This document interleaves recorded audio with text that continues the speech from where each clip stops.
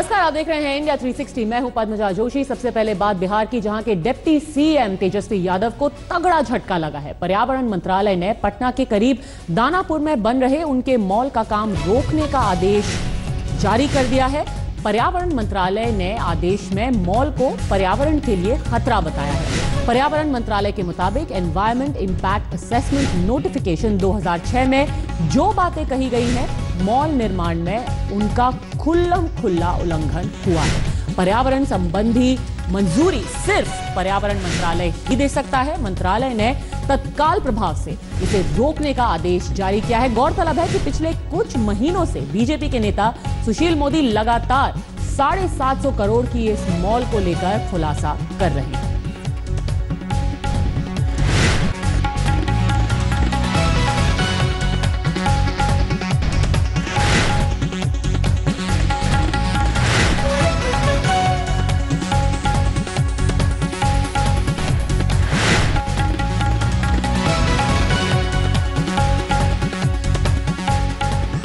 देखिए, ये करीब 750 करोड़ का और 7,66,000 स्क्वायर फीट का 12 मंजिला, इसमें 1000 दुकानें होंगी और अंडरग्राउंड बेसमेंट 2 तल्ला होगा। इन्हें बिहार के लोगों के लिए ये सबसे बहुत बड़ी बात होगी, इतना बड़ा मॉल बन रहा है। लेकिन ये जो तेजस्वी यादव का मॉल है वो इसके मालिक हैं और ये बिना पर्यावरण की अनुमति लिए बिना इसका कंस्ट्रक्शन 1 साल पहले प्रारंभ कर दिया गया। नियम ये कहता है कि राज्य सरकार का जो एक प्राधिकार बना हुआ है उसकी बिना अनुमति के आप निर्माण कार्य प्रारंभ नहीं कर सकते। तो चूंकि तेज प्रताप पर्यावरण एवं वन विभाग के मंत्री हैं, तो सैया भाई कोतवाल तो डर काहे का। बड़े भाई वन विभाग के मंत्री और छोटे भाई का मॉल, तो अनुमति लेने की जरूरत क्या थी। तो बिना अनुमति लिए उन्होंने काम प्रारंभ कर दिया।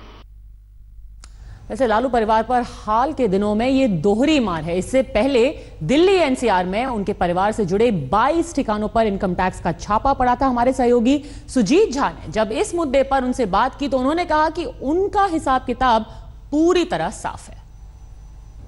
ये सारा साजिश है भाजपा का, अमित शाह का, नरेंद्र मोदी का। वो जानते हैं कि लालू ताकतवर है, ये जोड़ रहा है और ये उखाड़ फेंकेगा और बिहार से हुंकार भरेगा। और सारे नेताओं को इसीलिए हम लोग बुलाए हैं और अंगद के तरह हमारा पैर हम टेके हुए हैं। सुन लो भाजपा वाले लोगों, दिल्ली के सरकार लोग, तुमको उखाड़ के हम फेंक देंगे। इतना दिन से ही बैठे हुए हैं, 10 साल हो गया, 5 साल हो गया है, कोई भी प्रॉपर्टी आपने दे दिया है जो हम लोग के पार्टी का आदमी है तो पार्टी के गिफ्ट पर दे दिया। गिफ्ट का जो सरकार का पेमेंट किया तो मैंने बेल पका तो कौआ के बाप को क्या हो रहा है भाई। ये तो कितना माल कोई लोग गायब किया है, तो हमारा कोई छिपाया हुआ नहीं है। हमसे मान लो आईटी कुछ पूछेगा, सब एसेस है, सब रिटर्न में है, हर साल का रिटर्न दिया हुआ है, कहीं डिस्क्लोज नहीं है आईटी में, इनकम टैक्स में पाई का हिसाब। तो जो सफाई है उसका सफाई क्या देते रहे बार बार। जब हम नहीं जान रहे हैं तो मान लो कोई कार्यकर्ता गया जा रहा प्रदर्शन करने, कहीं नहीं जाना चाहिए, लोगों को क्लेश नहीं करना चाहिए। हम ये जानना चाहते हैं कि बियर का बोतल कैसे निकला, तलवार कैसे आपका एमएलसी लेके था वहां, लाठी ईंटा कैसे रखे हो इस बड़े ऑफिस में। अब मारपीट में तुम जीतोगे क्या हम लोगों से। लेकिन मैं पसंद नहीं करता ये, इसको अच्छा नहीं मानता। नहीं, कोई भी करे। 2 दिन पहले आपने आज तक पे हमारा स्टिंग ऑपरेशन हुर्रियत देखा, जिसने अलगाववादी नेताओं को पूरी तरह से बेनकाब कर दिया और अब इन नेताओं की बौखलाहट दिखने लगी है। ऑपरेशन हुर्रियत पर प्रतिक्रिया लेने जेकेएलएफ के मुखिया यासिन मलिक के पास जब उन्हीं की अनुमति से आज तक की संवाददाता उनके घर पहुंची तो यासिन मलिक सवालों पर ऐसे भड़के कि मारपीट और तोड़फोड़ पर उतारू हो गए।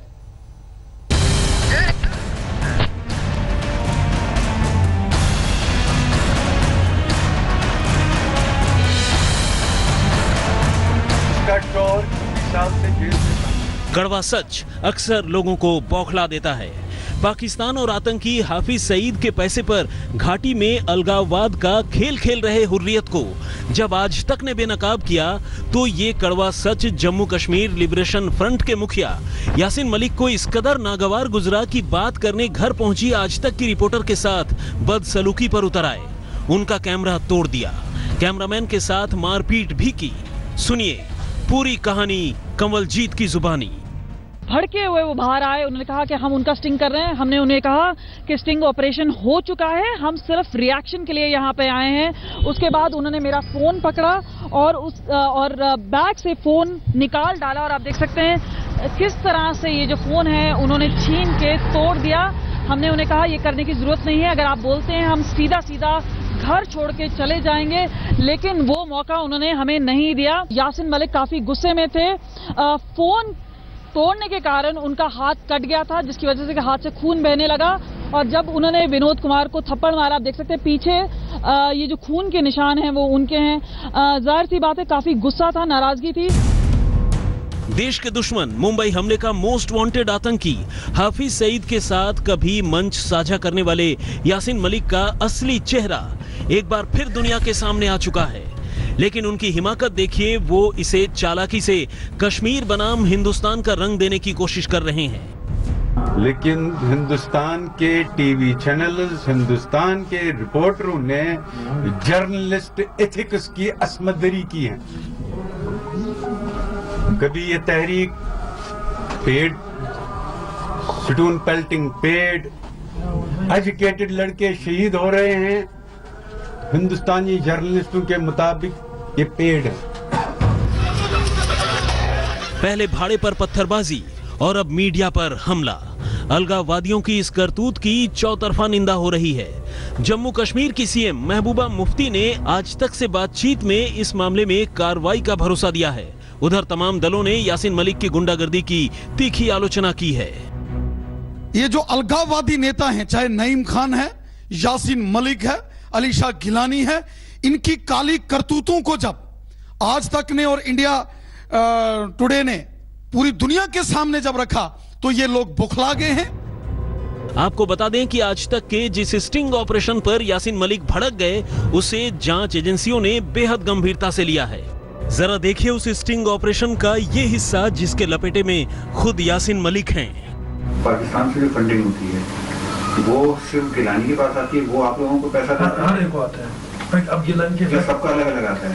नहीं, गिलानी के पास जो है उनको आता है अलग अलग सबको। कभी कभार गिलानी के पास आता है, कभी कभार उनके पास आता है। किसके पास? यासिन मलिक। हाँ नहीं, उसका अलग आता है यासिन मलिक किसी। स्टिंग का संज्ञान लेते हुए एनआईए ने कहा है कि वो हुर्रियत के पाक कनेक्शन की जांच करेगी। एनआईए ने आज तक से स्टिंग की सीडी मांगी है। स्टिंग में दिखे हुर्रियत नेताओं से एनआईए पूछताछ भी करेगी।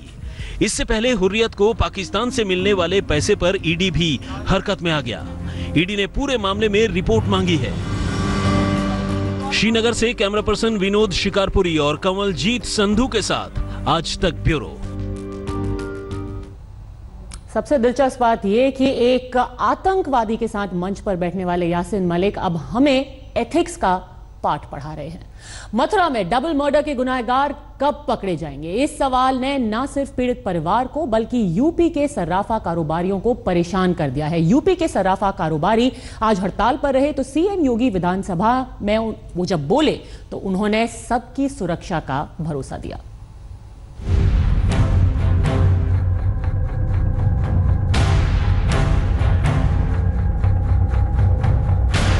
क्या सुरक्षा, क्या वो सरेआम सड़कों पे लूट हो रही है, मेरा आदमी मर गया, मैं क्या करूं?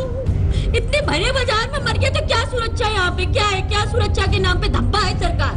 प्रशासन कुछ नहीं कर रही है।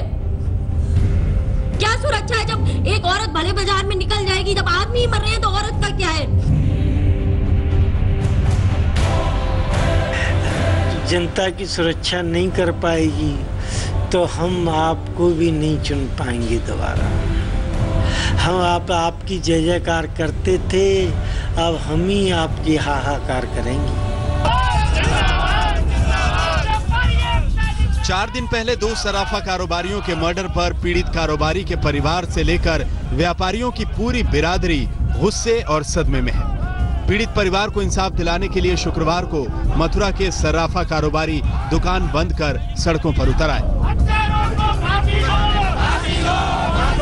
उनके हत्यारों को तुरंत गिरफ्तार करो। अगर गिरफ्तार नहीं किया गया तो हम 24 घंटे के बाद इससे और कड़ा कदम उठाएंगे। होलीगेट मथुरा की हार्ट ऑफ द सिटी है और उसमें ऐसा काम हो गया, ये प्रशासन के लिए शर्मनाक वाली बात है। ये सब मिली भगत के बिना कुछ नहीं हो सकता। पुलिस की मिली भगत है, उसके बिना कोई काम नहीं कर सकता, तो हाथ नहीं लग सकता। मथुरा के मुलजिमों, ये यूपी के 8 शहरों की तस्वीरें हैं। मथुरा, मेरठ, आगरा, बागपत, बिजनौर, कानपुर, बाराबंकी, हाथरस। हर शहर में सराफा कारोबारी शुक्रवार को अपनी दुकानों में बैठने के बजाय सड़कों पर नजर आए। सबकी मांग एक ही थी, 2 सराफा कारोबारियों के मर्डर के आरोपी तुरंत गिरफ्तार किए जाएं। सड़कों पर कारोबारी सरकार को घेर रहे थे तो विधानसभा में विपक्ष ने घेरा। अखिलेश ने कानून व्यवस्था पर नाकामी के आरोप जड़ दिए तो मुख्यमंत्री ने बगैर मथुरा का जिक्र किए सबको सुरक्षा का आश्वासन दिया। अध्यक्ष जी, हम तय कर चुके हैं कि अपराध के लिए उत्तर प्रदेश में कोई जगह नहीं होगी, अपराधी के लिए भी कोई जगह नहीं होगी और अपराधी के संरक्षण दाता के लिए भी प्रदेश में कोई जगह नहीं। बहुत सत्य के साथ हम निपटेंगे, पूरी निर्ममता के साथ निपटेंगे ऐसे तत्वों से। और यह तय है कि अगर किसी ने किसी गरीब, किसी निरीह, किसी कमजोर, किसी व्यापारी को उत्पीड़न किया तो फिर उसको अपने भविष्य के बारे में स्वयं सोचना पड़ेगा। सवाल है कि सिर्फ आरोपों, प्रत्यारोपों और आश्वासनों से होगा क्या? मथुरा से आनंद पटेल और लखनऊ से कुमार अभिषेक के साथ आज तक ब्यूरो। आप देख रहे हैं इंडिया 360। श्रीनगर में जारी जीएसटी काउंसिल की 2 दिवसीय बैठक के दूसरे दिन सर्विसेज पर जीएसटी की दरें तय कर दी गई। हेल्थ केयर और एजुकेशन को सर्विस टैक्स के दायरे से बाहर रखा गया है। सर्विसेज पर भी जीएसटी की 4 दरें रखी गई हैं। इन दरों से क्या सस्ता होगा और क्या महंगा, देखिए इस रिपोर्ट में।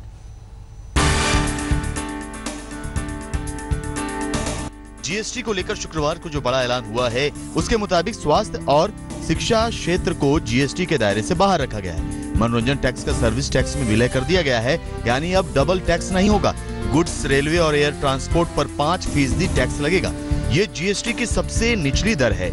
मेट्रो, लोकल ट्रेन में सफर और धार्मिक यात्राओं को जीएसटी से छूट मिलेगी। इससे पहले गुरुवार को 1211 सामानों की जीएसटी की जो दरें तय की गई, उससे ये संकेत सामने आया कि मध्यम वर्ग को महंगाई से काफी राहत मिल सकती है। दूध, मक्खन, दही, शहद, ताजा फल, सब्जियां, आटा, बेसन, ब्रेड, नमक, फ्रेश मीट, मछली, चिकन, अंडे, किताबें, अखबार, चूड़ियों पर कोई टैक्स नहीं लगाया गया है। खाने का तेल, चाय, कॉफी, मसाले, cream, milk powder, paneer, frozen सब्जियां, पिज्जा, ब्रेड, टोस्ट, मिट्टी का तेल, कोयला, दवाई को 5% टैक्स स्लैब में रखा गया है। अभी इन पर 4 से 9% टैक्स लगता है। जाहिर है इससे ज्यादा चीजों के दाम कम होंगे।